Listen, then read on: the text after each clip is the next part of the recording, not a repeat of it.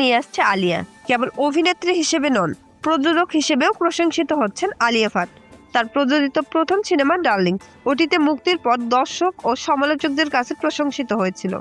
এবার আরও এক নতুন প্রকল্প নিয়ে আসছেন অভিনেত্রী। আলিয়া ভাটের প্রযোজিত সংস্থা ইটারনাল সানশাইন প্রোডাকশনের নতুন coming of age romcom date বিচ সাই প্রাইম ভিডিওতে মুক্তি পাবে। সিনেমাটি লিখেছেন এবং পরিচালনা করবেন শ্রী মুখার্জি।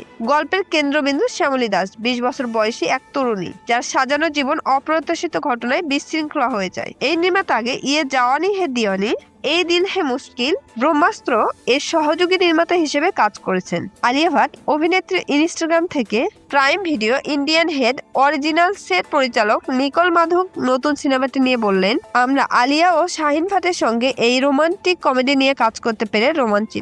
এমন অসাধারণ এক চরিত্রের গল্পের কেন্দ্রবিন্দু থাকায় এটি আরো বিশেষ কিছু হতে চলেছে। আলিয়ার প্রযোজিত প্রথম সিনেমা ডার্লিং ওটিতে মুক্তির পর দর্শক এবং সমালোচকদের কাছে প্রশংসিত হয়েছিল। নিকোল মাধব আরও যোগ করেন, আলিয়ার স্বাভাবিক গল্প বোঝার ক্ষমতা, যেগুলো আবেগপূর্ণ, সহজে বোঝা যায় এবং বিনোদনমূলক, সবই এই গল্পে ফুটে উঠেছে, যেখানে বন্ধুত্ব ভালোবাসার গল্প বলা হয়েছে।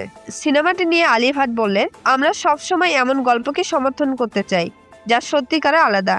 সিনেমাটি দর্শকদের নতুন কিছু উপহার দেবে এটা বলতে পারি। অভিনেত্রী জানান, এই গল্পটি তার কাছে বিশেষ কিছু, কারণ এমন সাহসী গল্প বলার সুযোগ সবসময় আসে না। 2021 সালে আলিয়া ভাট ও তার বোন শাহিন ভাট মিলে ইটারনাল সানশাইন প্রোডাকশনের সূচনা করেন। প্রযোজনা প্রতিষ্ঠানের প্রথম সিনেমা ডার্লিংস 2022 সালে মুক্তি পায়। এর পরের প্রকল্প ছিল প্রাইম ভিডিও সিরিজ প্রচার।